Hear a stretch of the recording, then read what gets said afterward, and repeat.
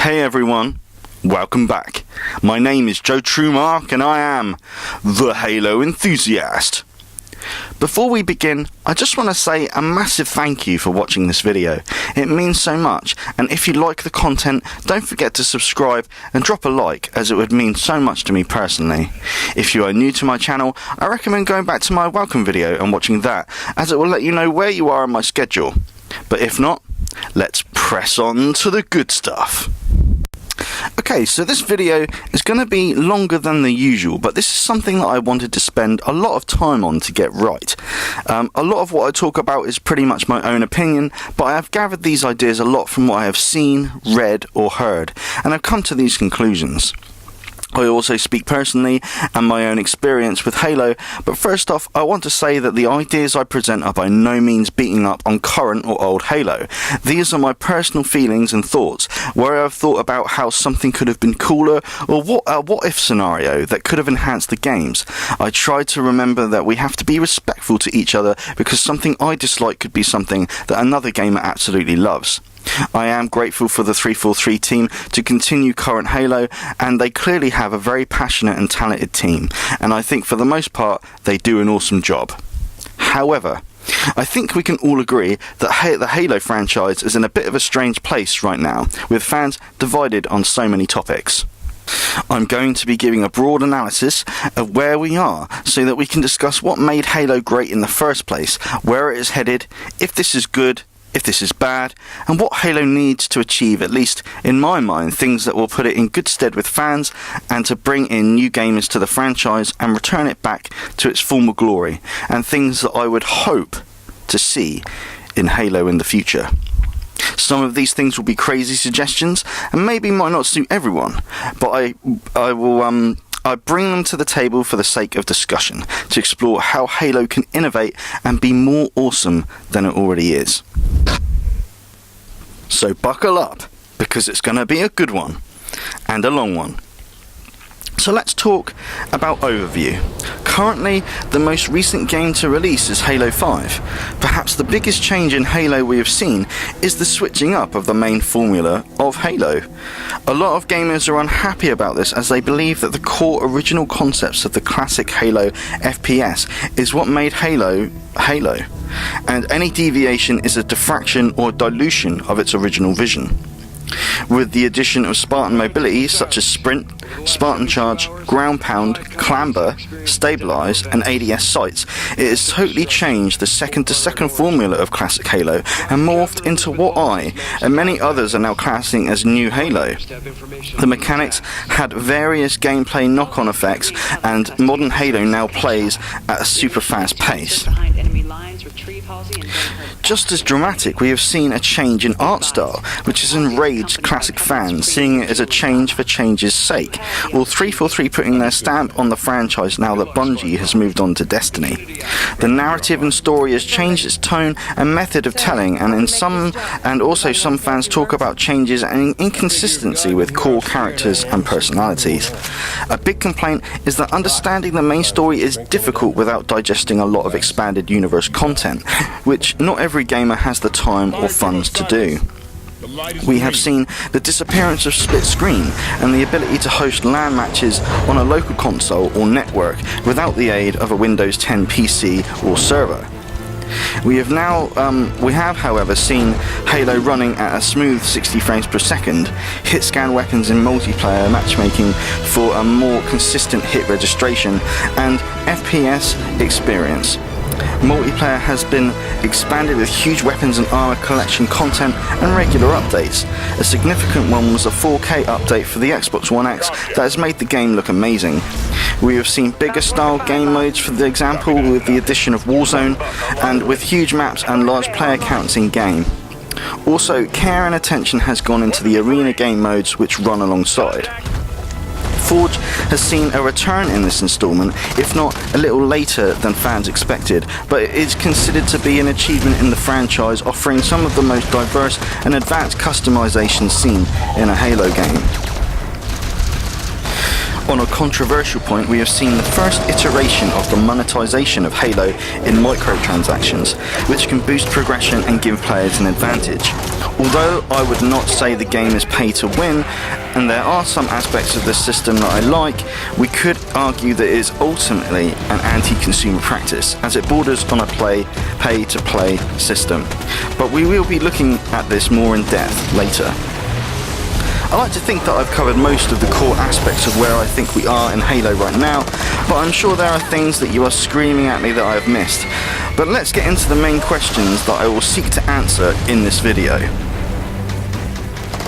So let's start by asking my first question, which is, what made Halo great in the first place? So personally, what I would say that made Halo great in the beginning was the first game. It is where Halo began and embodies the core of everything that I love about Halo. In truth, I have never fallen out of love of this game. Its multiplayer was perhaps not the best in retrospect, but at the time it was a groundbreaking experience. At the time we were used to playing with multiplayer bots in games due to the lack of there being internet for consoles. Do you remember that? So at first it was strange. But when we first hosted LAN matches, it was mind-blowing, even just with 2 Xboxes doing 4v4 on Blood Gulch. The reason it was such a great game was that it brought friends together in a way that was non-existent before, and we couldn't wait to get back together again to play more. In my mind, it was the first console game that made gaming and socializing a huge deal. I think this helped spread the popularity of the game through showing people the fun they could have, and this eventually spread through word of mouth. Before Halo, my friends and myself were always searching for an FPS game that we would play to compete with each other. We were a competitive bunch and we wanted one ultimate FPS to play, so we didn't waste our time and lose our skills. Perfect Dark filled this hole nicely until Red Faction and Red Faction 2 came out, but when I started playing Halo, I soon realised that this was going to be the future of FPSs, and introduced it to my friends. They soon realised this too, and people I knew moved from their PS2 to get an Xbox for this one game.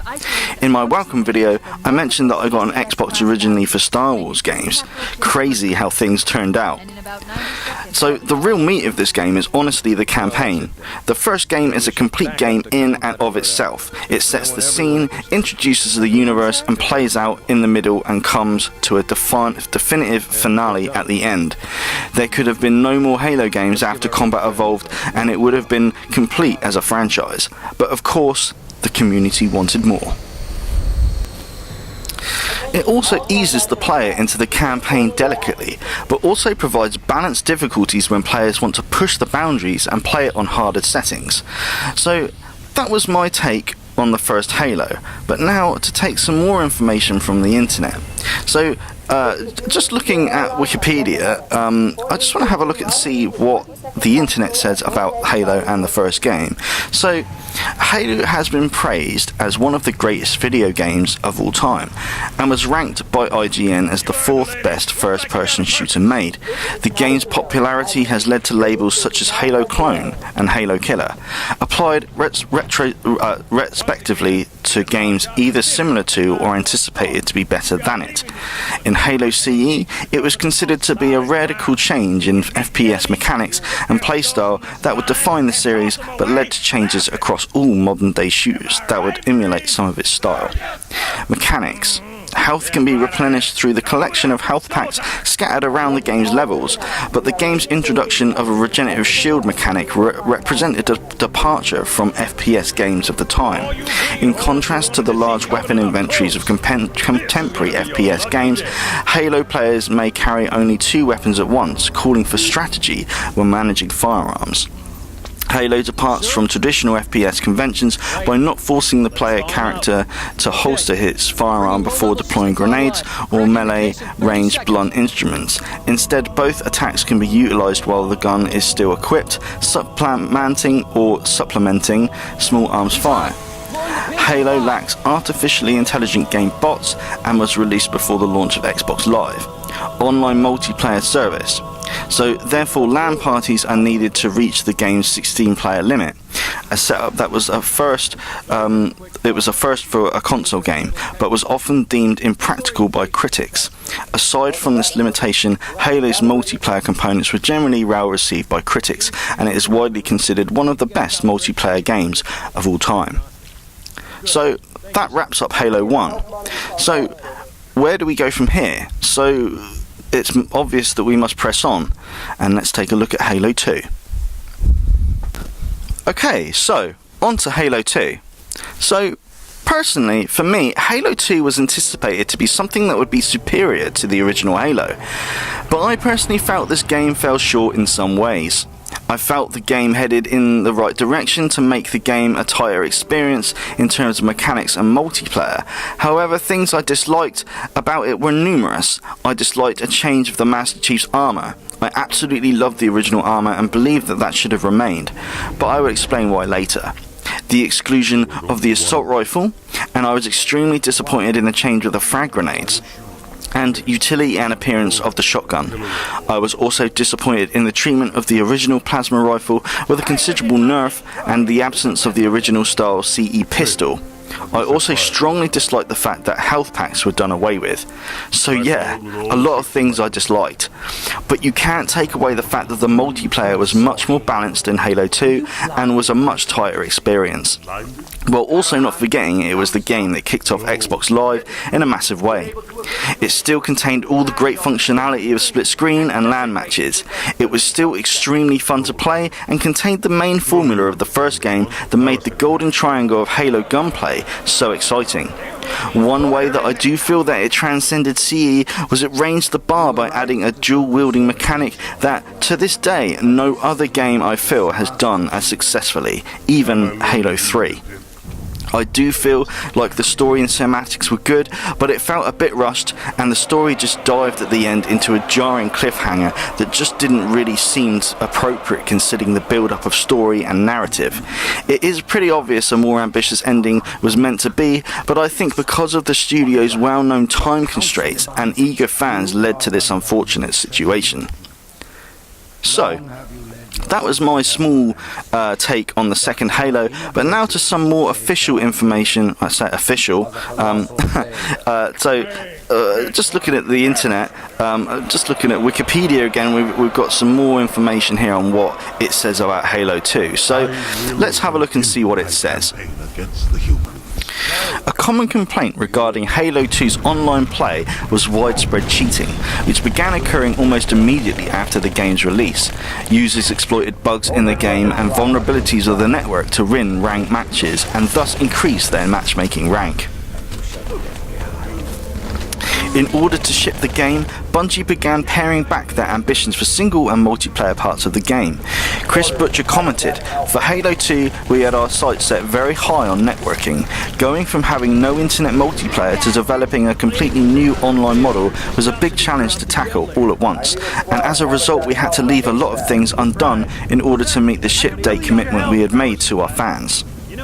With only a year to go until release, Bungie went into the mother of all crunches in order to finish the game. In a 2007 interview, Jamie Grismer, one of Halo's design leads, said that the lack of polish period near the end of development cycle was the main reason for Halo 2's shortcomings. Butcher retrospectively described Halo 2's multiplayer as a mode as a pale shadow of what it could and should have been if we had gotten the timing of our schedule right. The campaign mode's abrupt cliffhanger ending also resulted from the frenzy to ship on time. Many reviewers praised the audio for being especially vivid. Multiplayer especially was noted in being one of the best on Xbox Live at the time. Game Informer, along with numerous other publications, rated it higher than Halo Combat Evolved, citing enhanced multiplayer and less repetitive gameplay. Most critics noted that Halo 2 stuck with the formula that made its predecessor successful, and was alternatively praised and faulted for this decision. The game's campaign mode received some criticism for being too short and for featuring an abrupt cliffhanger ending. So it's quite interesting to see what the internet says and how it ties in with the way I think about how Halo 2 went down. Obviously, I still think it's a great game, but there was some issues definitely with how it was developed and just what happened when it got released. But moving on, we'll see where Halo 3 managed to pick up from where Halo 2 left off. So let's press on now to Halo 3. For many gamers, Halo 3 was the pinnacle of the Halo gaming experience. Now, at the risk of being controversial, personally I myself was not blown away by this game. I certainly do not think it is the best in the series. That being said, far from me saying that I think it is a bad game, you could say it was probably the most rounded game out of the entire Halo trilogy, and for a lot of people they consider it home for Halo, but for me it missed the mark. So let's talk about why it was so successful. Well, I guess the most obvious is the game did a lot of things right. It learned a lot from Halo 2 and honestly feels like a direct evolution of that game rather than getting much of its roots from CE, which really bothers me because there is so much from CE that I want back in Halo that irritates me to this day. But I'll get into that later. The Xbox 360 was out on the market, pushed out, maybe a little prematurely, Red Ring of Death anyone, by Microsoft eager to gain a foothold in the next-gen console gaming space early. So at this point a lot of people already had a 360 without a main title Halo game to play on it, not counting Halo 2 backwards compatibility. So everyone was waiting for Halo 3 and the hype was building. So when Halo 3 arrived, the hype train was in full swing and delivered a true next-gen Halo experience. We had graphics, achievements, custom games, split-screen co-op campaign modes, now supporting up to 4 players via System Link, LAN functionality, a revolutionary game mode called Forge, and streamlined and much smoother Xbox Live experience. We saw the return of dual wielding, not as good as Halo 2 in my opinion, but still a great mechanic, and the entire core Halo gameplay that fans had come to love and expect. We also saw brutes revamped and made them a much more satisfying enemy to fight with their power armor. The Flood also make a return, switching up gameplay. The series came to its final conclusion, leaving the franchise open to whoever decided to take on the IP next. Personally, however, I didn't really connect with the story that much as in this game as with other Halos. Not to say that it didn't leave me satisfied, but to me it felt like the whole story of this game was here to just patch up the shortcomings of Halo 2 and be like, here you go, we finished the fight. Where is she, Chief? It felt like they didn't have enough material based on what was left of Halo 2 to make a full Halo game, so they added and added to it to make it work. I feel like they tried to emulate the same feelings of what happened in the first game, but the experience at that time to me felt like they didn't pull it off as well. With the Flood returning, they didn't feel anywhere near as frightening as the first game. I think this was due to more bright lighting, but also the fact that the Flood could now speak fully to the player at any time and robbed any mystery of fear, and in fact made for some very irritating cutscenes that cut up gameplay unnecessarily. Even the Warthog scene at the end felt like a rip-off from Combat Evolved, but done badly. It felt so artificial with everything falling around you, trying to build up that tension in a direct copy of what CE did so well. Every time you jump on the Warthog at the end, when Cortana says, "Go, go, go," it feels so forced and cheap, and after I finish the game on replays I find it to leave a bad taste in my mouth, even now making me cherish my memories with Combat Evolved even more. What I do think they have done well, however, is when you do finish the game on Heroic, you think the Chief is actually dead. And this gave me a feeling of loss and desolation after I finished the game for the first time. Then when you finish the game on Legendary and realise the Chief is still alive, I was filled with hope and exultation. So yeah, Yeah, my main point is that I felt like the story was just lazily just took things that were nailed in the first game and rehashed them. I felt like they could have done more. Like I said, I'm not hating on the game. I do still think that it's a solid Halo game with a lot of content and features, but I just feel that it could have pushed some areas even more than it did. So, enough about what I think about Halo 3. Let's see what the internet has to say about Halo 3. So, little extract from Wikipedia here. So, Halo received critical acclaim upon its release. It holds an average of 94 out of 100 on aggregate website Metacritic. Yinpool Pro-G's Weasley Yinpool assured readers that Halo 3 lived up to the enormous hype surrounding it, writing that the game was everything we hoped it would be and much, much more. Reviewers including Eurogamer's Rob Fahey, Game Raiders' Charlie Barrett, and GameSpot's Jeff Gerstenmann felt that the underlying formula of previous Halo games was unchanged, but that this was not a detriment. Every type of Halo fan, from the hardcore to the casual to the brand new, would find something to satisfy them in the Master Chief's third adventure. Reception of the single-player aspect varied.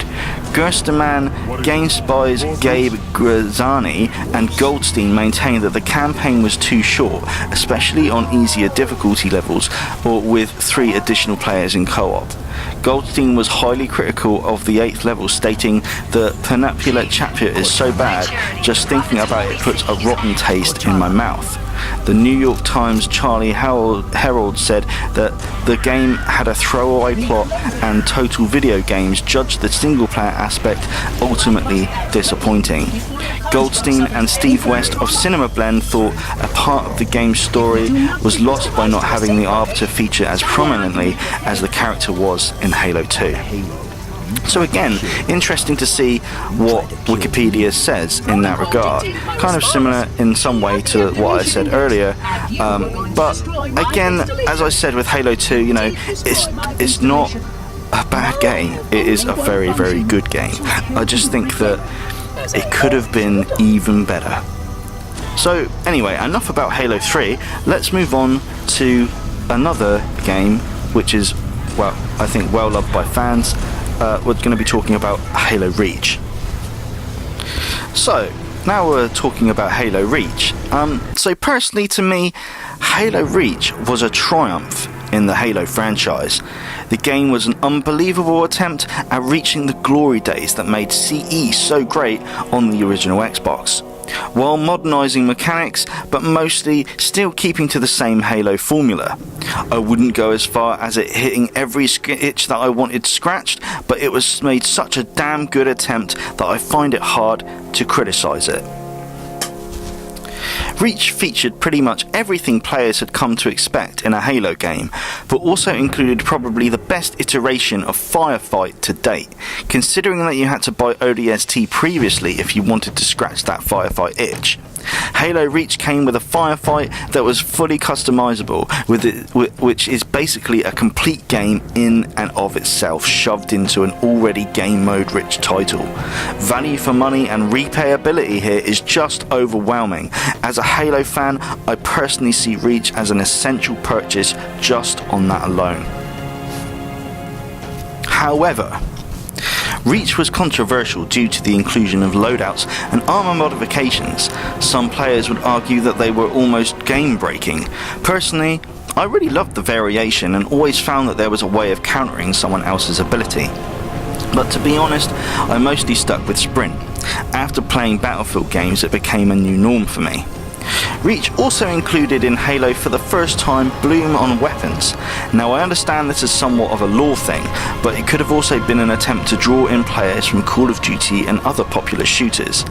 As I have just mentioned, also being a Battlefield fan, I was used to this concept and actually really enjoyed its inclusion in Halo Reach. It meant you had to pace your shots more and really think about when to pull that trigger. I personally loved it and felt that it actually added more realism and skill to the game as spamming shots became less effective. I'm sure there will be some people that disagree with me, as I understand it pro players apparently despised it, and while I respect pro gamers, it is the casual gamers that eventually will go on to make it a monolithic sales success. What made Reach so great to me, however, was its graphics, its militaristic art, style and storytelling. Not to say that the multiplayer wasn't also top-notch. I personally think it is one of the best out of the classic Halo games, if even sadly dual-wielding did not make a return. But what stood out for me was the game's presentation and the sublime story. It didn't feel forced like Halo 3. It was like watching a cinematic movie that was logical and made complete sense, while being powerful and emotive. What I really liked was it built up the characters, set the scene, allowed the story space to breathe for you to associate with it. Just like CE, it captured the need for speed and urgency, the need to fight the hardest you've ever fought in a video game.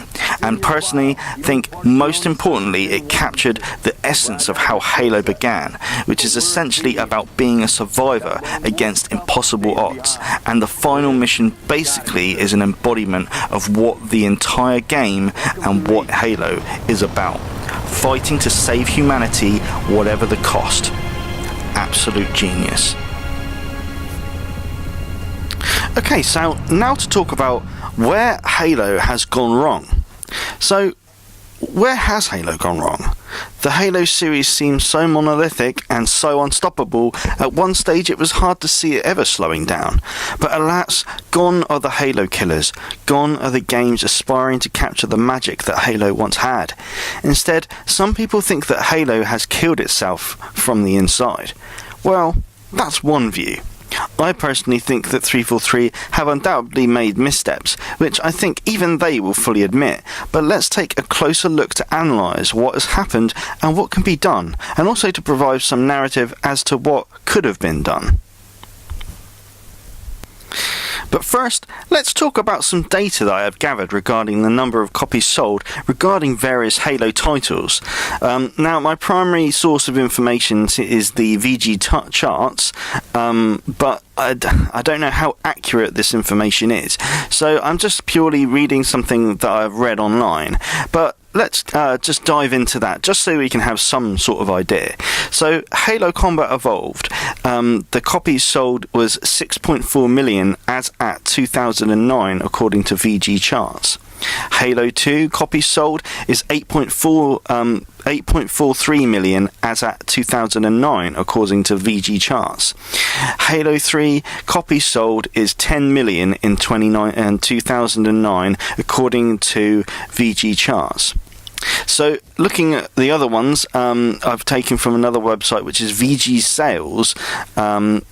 It tells us that Halo ODST sold 6.35 million, and also Halo Reach sold a 9.87 million. Halo 4 sold 9.75 million, and according to this website, Halo 5 sold a 5 plus million 1 week after launching worldwide on October the 27th, 2015. Halo 5 Guardians made history as the biggest Halo launch and fastest selling Xbox One exclusive game to date. So that is the limited information that I'm working with, but so let's just talk about maybe what is happening here. So Halo Combat Evolved was picking up the pace at the beginning and gaining momentum, so sales figures are pretty good here for Halo 1, and we can see that Halo 2 jumped up and was sold 8.43 million copies. This shows that people got really invested in Halo and CE, and when Halo 2 came along, a lot of people bought into it, and original fans. We all know that Halo 2 went down a storm and subsequently killed it in Halo 3 by selling over 10 million copies worldwide. So Halo ODST was a great mid-interim game selling 6.35 million copies, which is not bad for what was considered an add-on. Halo Reach came out strong with a recorded 9.87 million copies sold, and as discussed, Halo Reach deviated somewhat from the original Halo formula. However, it made some ultra die-hard fans of this game, including myself. So, when Halo 4 arrived, we can see that total global sales came to 9.75 million copies sold. And this indicates to me that the appetite for people to continue playing Halo is still massive at this time. People really wanted another Halo game. But if we look at Halo 5, we can see that the sales figures jumped down to 5.5 million. Perhaps many people have not returned to the franchise, but then again, the sales figures are still in their early stages, according to this information, so it may be a leap of a conclusion. But also, these figures exclude digital sales, as I understand it. But regardless, let's talk about the possibility of what happened here. What happened between Halo 3 and Halo 5? So let's talk about Halo 4. So, Halo 4 is 343 Industries' first main series Halo title. When Halo 4 got announced, I remember being really excited that Halo was going to continue. When Halo Reach was getting older, I remember being concerned that the Halo franchise was going to end and no more games were going to be made, especially that Bungie was giving up on the title to move on to pastures new. I remember feeling great that we were going to find out what happens next in the chief story, and to see how they were going to make a new multiplayer experience. I honestly was really stoked. I had taken a break from playing Halo Reach, and my brother and myself had moved on to playing Battlefield 3 for a while. After playing Halo 4 campaign for the first time, I really enjoyed it. I actually really liked the new direction in the narrative and enjoyed the breathtaking cinematics and the emotive, thought-provoking story. I really felt they had worked very hard on the campaign, and I feel that it's still underappreciated. At first look, I liked the new art style somewhat, as it was fresh and new. I remember liking the look of the new DMR and some of the new additions. I thought some of the Promethean weapons were cool. A guilty confession of mine was that I liked the inclusion of sprint as a standard ability. I know, what am I saying? But after playing Battlefield, it just came so naturally to me. When I first started playing the multiplayer, it was pretty obvious things had changed quite a bit in this department. They had moved away from the arena-style gameplay we were used to, and made the matches more progression and loadout based. This angered a lot of hardcore Halo fans, as they felt it was trying to rip off COD style of gameplay and to steal players from those games. People played Halo to get away from that kind of system, as people liked to start off on equal footing, using their skills and wits to outplay opponents, rather than relying on progression in the game to have better perks or firepower. Personally, I felt the mechanics were pretty solid, and I really enjoyed playing Halo 4 multiplayer, mainly because I found it really quite easy, but I assume it was because after my stint with Battlefield, a lot of these concepts that were added to the game were somewhat familiar to me now in terms of choosing a classification of soldier, then choosing perks and loadouts. I found the game fun, but I found there were very few maps to play in Slayer rotations. I remember initial problem in balancing with the BR, but after that was fixed, it became apparent that matches pretty much played out in very similar ways. I remember the combat feeling less varied and exciting as previous Halo games, especially as there was a lack of power weapons to control on maps, and it felt much more kill streak orientated, much like Call of Duty. Also, after some time playing it, people had discovered the meta of the game, and so game-breaking combinations of weapons emerged. For example, you could equip a bolt shot as a loadout that essentially became what is considered a pocket shotgun, which destroyed close combat balancing. A lot of people also had an issue with sprint, as people felt players could make bad tactical decisions and sprint away scot-free, destroying the skill aspect of the game. Other issues were the grenade spamming, and the sandbox only really making the precision weapons the most viable choices for combat, especially in campaign. With the addition of new weapons, some of these were good and added to the game, like the sword and the light rifle. Others felt like copies of guns already existing, such as the scatter shot, or weapons too overpowered, such as the incineration cannon or binary rifle, to weapons that hardly did anything, like the suppressor or bolt shot in semi-automatic fire mode. Also, the introduction of Forerunners as enemies, a lot of people disliked. The way the gameplay changed to fight these new foes caused a lot of issues, as they could be incredibly irritating to fight with their warping abilities. Obviously, there is much more we could talk about, but I think it is fair to say that this game was reasonably fun to play. However, it was a clear departure from the classic core gameplay that made Halo the popular franchise that it was, and that for a lot of people the game didn't hit that Halo itch they desperately wanted scratched, and quickly stopped playing and moved back to either previous Halo titles or onto other games entirely. So, now that we're done with Halo 4, let's talk about the Xbox One issue. So, when the Xbox One released in 2013, it wasn't the best of starts to the next gen. A lot of people had lost confidence in the console due to the DRM issue, which was the main PR disaster. Having Kinect bundled in with every console without exception, which no one wanted, and confusion as to why Microsoft wanted to turn a gaming console into a multimedia entertainment device. A lot of people thought that Microsoft had lost their marbles, and players moved on to the Sony PlayStation 4. And with Halo losing its old formula with Halo 4, I'm sure we lost some fans in this turn of events. So, after the disaster that was the Xbox One launch, then came the MCC. So, after the issues that old school players had experienced playing Halo 4 and frustrations, knowing that Halo 2 Anniversary was on the map, they would be getting players wetting their classical Halo gameplay pants. For myself, I stuck with the 360 as I didn't see the point of upgrading to the next gen console to get the MCC, as I had all the games to play on the system I already owned. To me, it was a pointless move as I predominantly played Halo. I didn't see the point in spending $50,000 to play what I already had. Turns out that was a good move, as apparently when the Master Chief Collection released, it was a completely broken game in multiplayer. But then it turns out that I didn't have to wait that long, as my girlfriend decided to get me the Xbox One for Christmas with the MCC that was a month later after it was released. I missed the whole broken multiplayer time period as I decided to play through the campaigns first. Halo 2 Anniversary was a beautiful game and I enjoyed playing them on the new controller and upgraded frame rates and graphics. When I did get round to playing the multiplayer, I didn't experience any broken aspect of it, but one of the main problems with it was that I found it difficult to just play one style of Halo.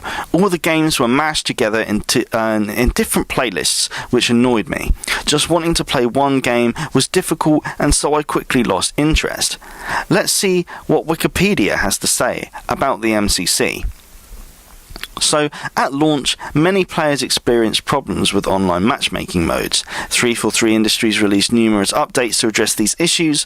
On November 24th, of 2014, Bonnie Ross, head of 343 Industries, issued a public apology noting issues that have resulted in a frustrating experience, including long matchmaking times and low session success rates.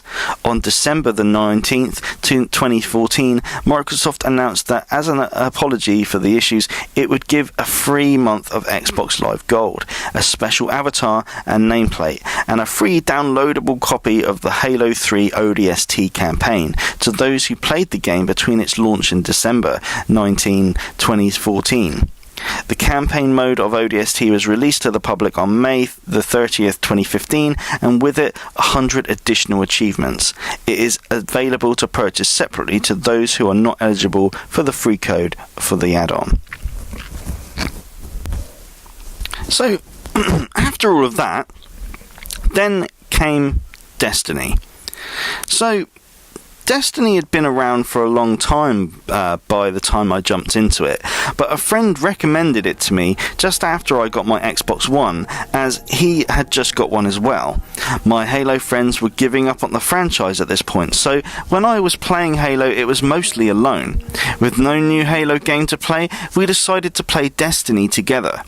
The leveling up in the game lent itself to playing with friends, and as it was a social game, we felt very comfortable playing with each other, and when we played it alone, you definitely missed the company.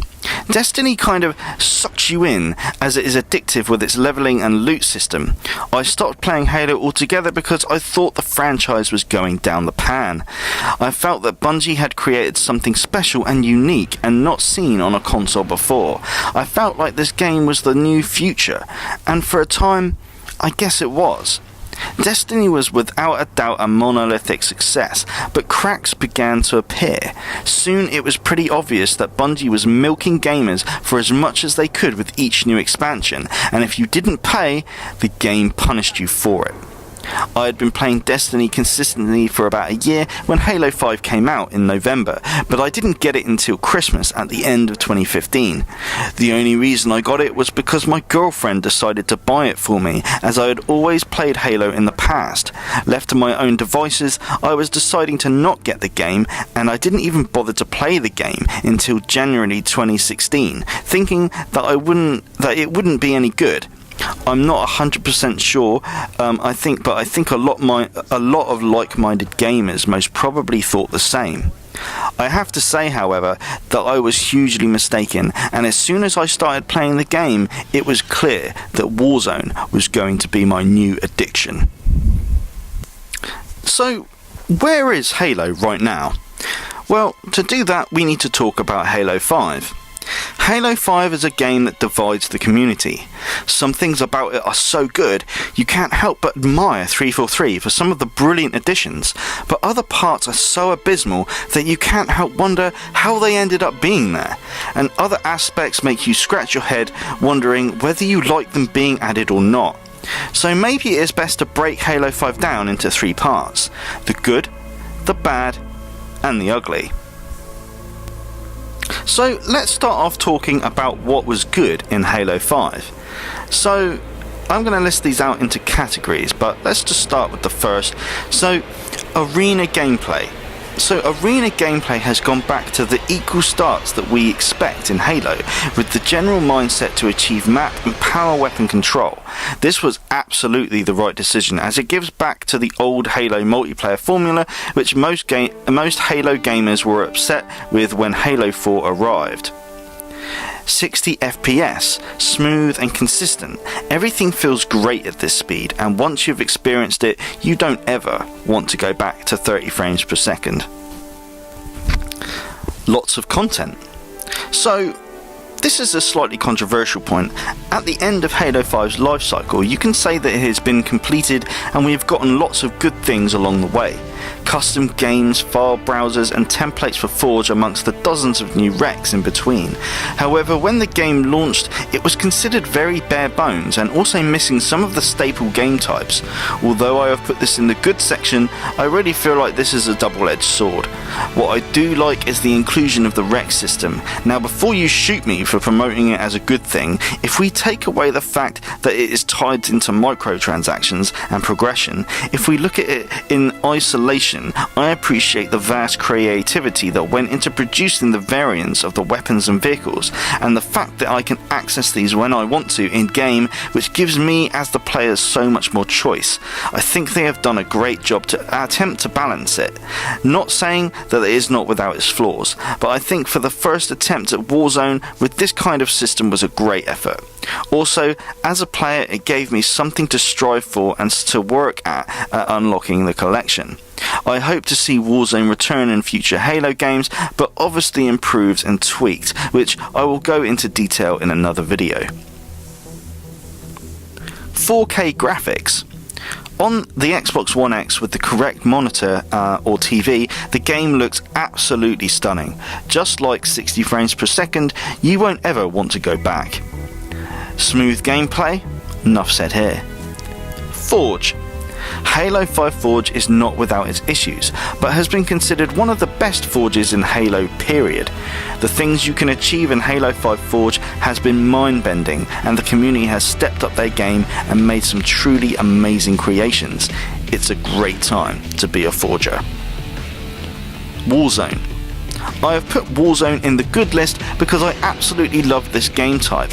Having such a wealth of guns and weapons at your fingertips feels so liberating. Just the concept of this game type was a really good idea and working well in actual gameplay. There has been some problems with the mode, which I'm not going to lie about, like the 12-man team stomping all over noobs and the farming issue, core spawn killing and some balancing issues, etc. But I think the mode is really fun. and I think they should definitely tweak it for the next Halo to make the experience even better. A lot of people that I speak to say this mode is the best thing to hit modern Halo, and I don't disagree with them. If it wasn't for this mode, I don't think I would have liked Halo 5 as much. The progression and sandbox made it exciting, and the levels were so huge, and the gameplay different every game. It made you keep coming back for more. Weapon tunes. Again, this swings either way, but I have included it here because it shows that the 3-4 team still care and support the game well into the maturity of its life. It's a great way of showing that they care and listen to their community and want to do what is right to improve the fairness and gameplay so that we as gamers can have a better experience. So, we've talked about the good, but now it is time to talk about the bad. So, to begin with, let's start with the most logical place, the campaign. So, the Halo 5 campaign is considered one of the worst in the franchise, and this is for a number of reasons. The game has completely changed to a squad-based shooter, which, although could have worked, the AI is so terrible that it is like babysitting a bunch of kindergartens. Even if it had worked, the Halo campaign gameplay has never been like this in the past, so it was such a drastic change from the norm that it just doesn't feel consistent. Other issues were that we only got to play as the Master Chief for a few missions, which upset a lot of gamers. But in addition, we had to play as Locke, which people were unhappy about, as they couldn't connect to his character. Then other issues such as recycled boss battles, not well explained events that happen, and the shortness of the game. I'm sure there is much more, but these are the ones that stick out the most. Next up, lack of split screen and no LAN options. So split screen has always been a staple of Halo for as long as I can remember. When Halo 5 came out, I was extremely surprised that it deviated from this well-considered norm. Personally, it didn't affect me that much because I have a setup that allows me to game on my own separate console, but it must have been extremely frustrating to gamers that have to share consoles. Also, it's just a bit sad that I can't invite or go over to other people's places and play some multiplayer Halo with friends.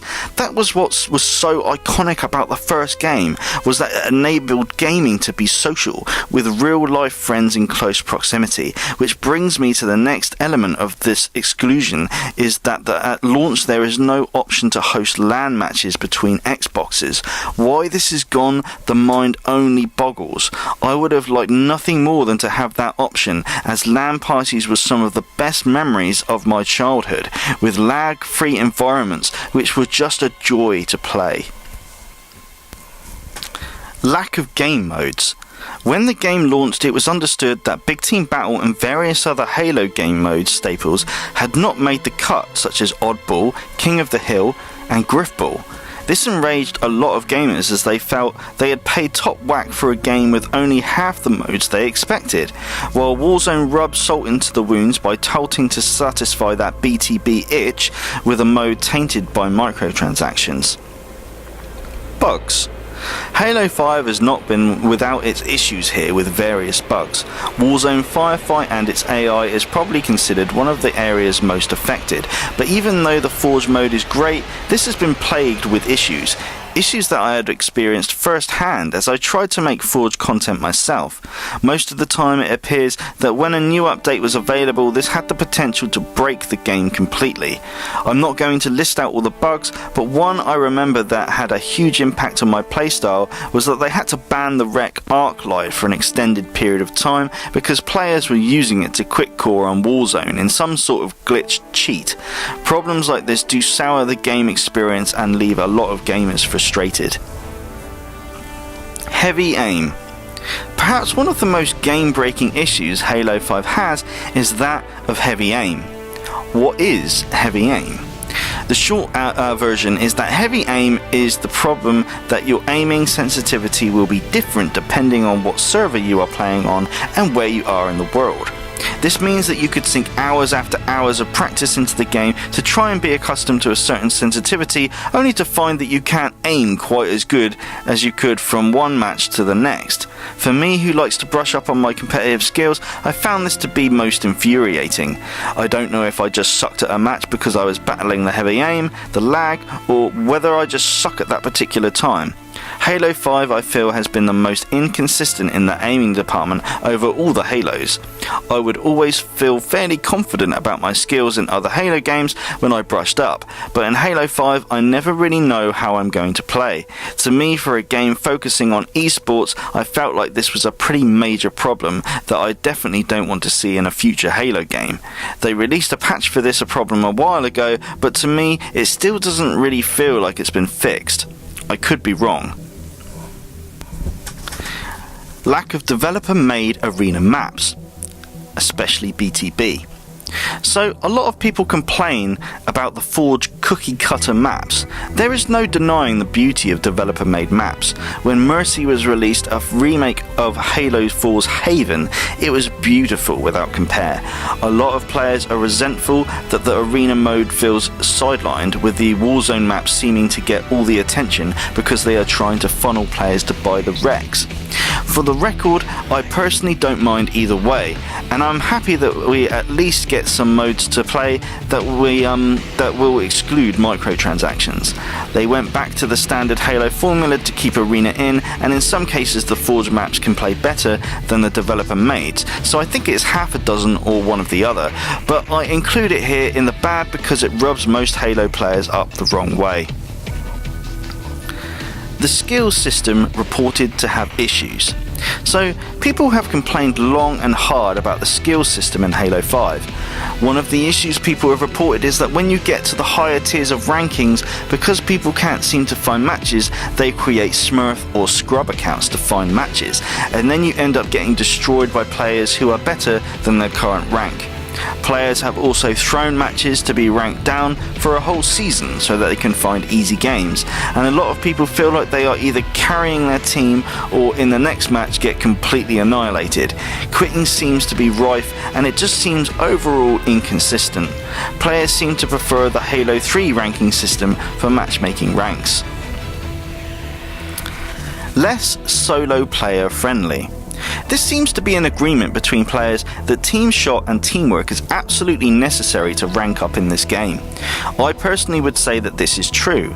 As to why this is, I would say it is for a number of reasons. Firstly, Spartan abilities make the players so much more powerful than they have ever been in any previous Halo game. Skilled players can move much faster and pin down enemies in no time. If you have a group of competent players, they can shut down a lesser organised enemy team extremely quickly. Spartan abilities add a level of complexity that any casual player would find hard to master. This creates a situation of technical prowess over strategic tactical prowess, which I feel frustrates a lot of gamers, as they may have the right ideas to perform well, but will never get on top due to the huge gap presented by learning a completely new way of playing. Power weapons seem to lose their effectiveness against previous games, as the loadout weapons are so deadly. In previous Halos, if you managed to get a decent power weapon, you had a chance to turn the tide of the match, but in Halo 5 you are more likely to be shut down before you get a chance to use it. Other reasons it is hard to do well is because the game ranks you on wins or losses, meaning that you could play well but still lose, and never rank up, being matched with the same teammates that can drag you down match after match. So the last one is arena maps are too confined and small. So a large portion of players severely dislike the developer-made arena maps in Halo 5. The consensus is that the maps often played too cramped in close quarters, while being symmetrically boring and unmemorable. Lots of players found the adjusting to Spartan abilities to be challenging, and the maps were designed to reward players that could take full use of the new changes. I personally don't have an opinion either way, but I can see how this could frustrate certain members of the community. I think it is a chalk or cheese reaction here. So we've talked about the bad, but now we're going to talk about the ugly.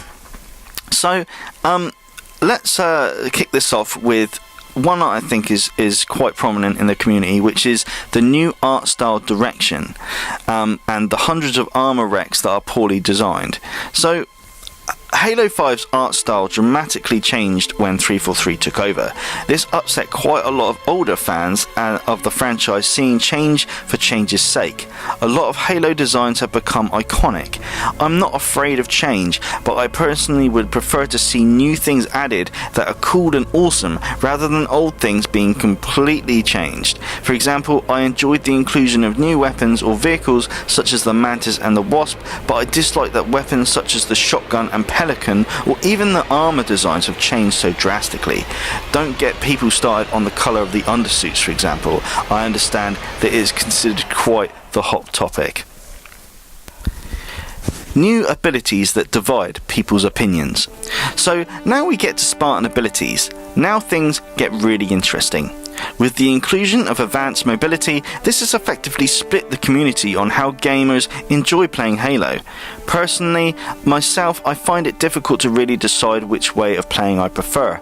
I love a lot about Halo 5, but sometimes I think the game added too much at once, and combat can be a chaotic mess.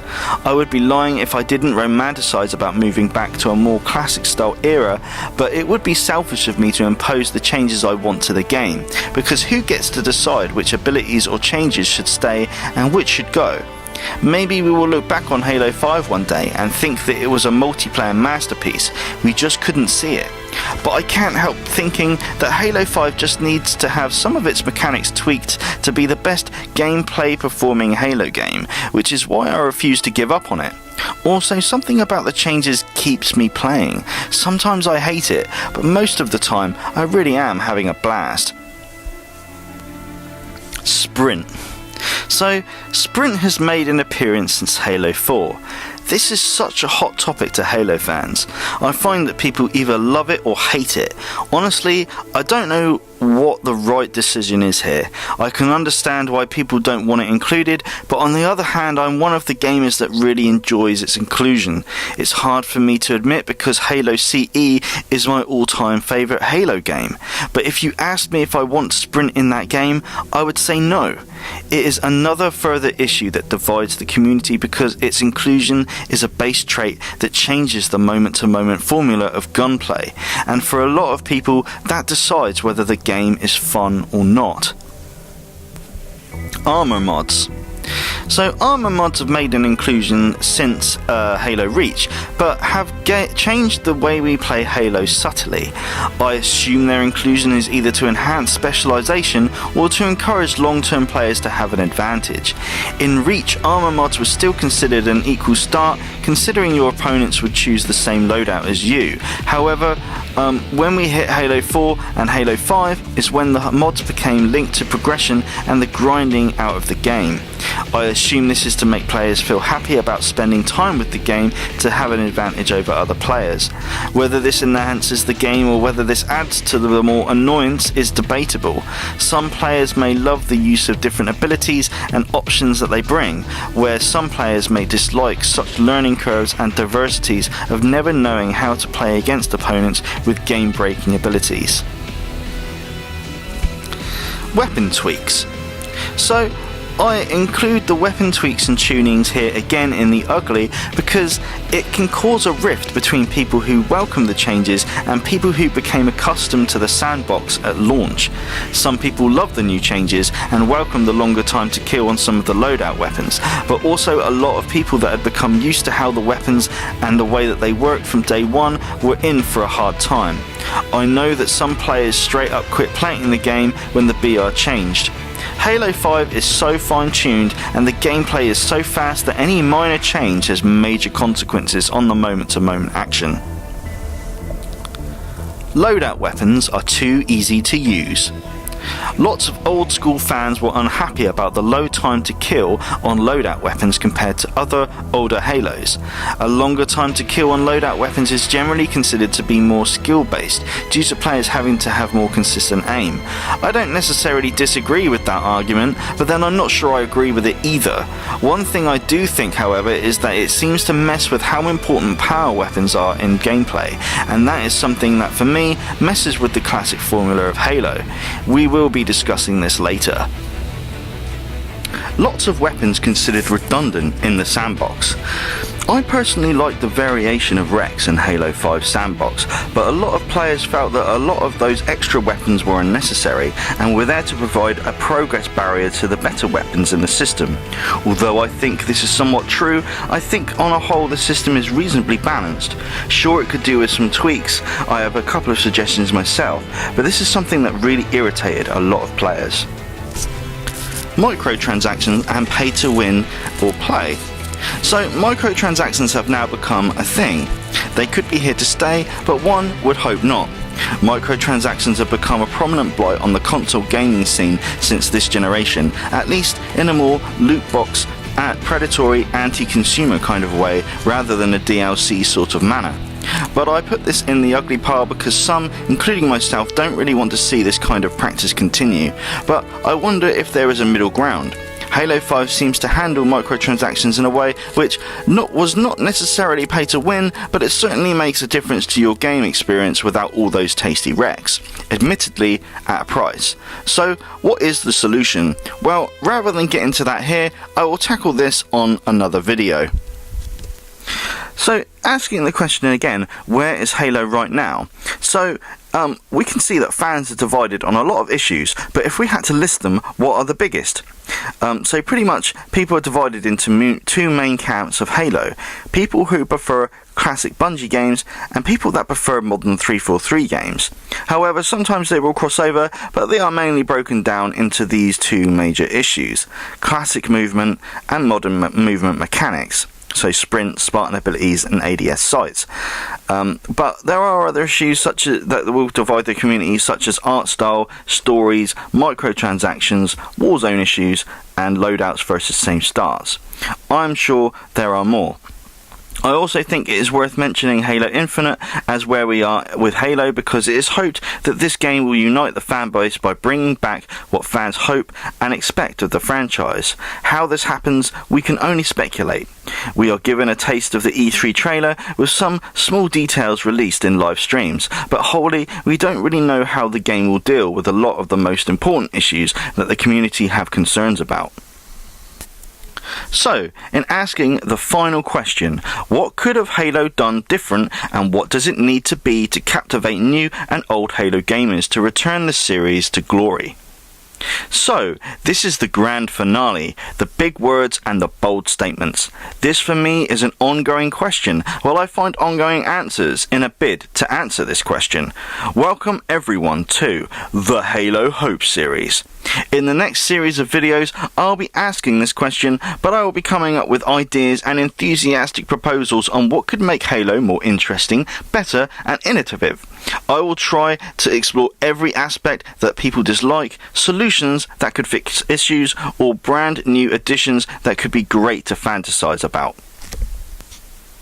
But before we do all that, I want to add back in some sweeping generalizations on how I want the content to go.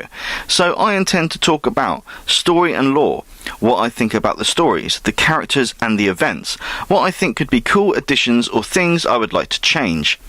Gameplay, everything from sandbox suggestions to new weapons and vehicles to suggestions of new game modes and new experiences and ideas that could change the very fabric of gaming itself. Art style. I intend to talk about how things feel, how they look, and what could be done to make Halo look more realistic, iconic, and more immersive. Narrative. The plots and the stories, how I would like to see things play out, and how the stories are told. And then scope and value. What Halo means to the genre, and what Halo means to gaming itself. Halo has become so successful and so popular that its scope and value moves not just for people on Xbox, but from all areas, from TV, film and merchandise. What is the next horizon for the Halo experience? Does it need to be more ambitious? Does it need to be grander? I think so. How that happens is something we should talk about. So, I think that just wraps this video up. If you enjoyed, please drop a like. If you're new to my channel and like the video, be sure to subscribe and hit that notifications bell. So, thank you everyone for watching, and I'll catch you in the next video. But for now, take it easy, be good to each other, and play Halo. This is the Halo Enthusiast, signing off and wishing you well in all things Halo.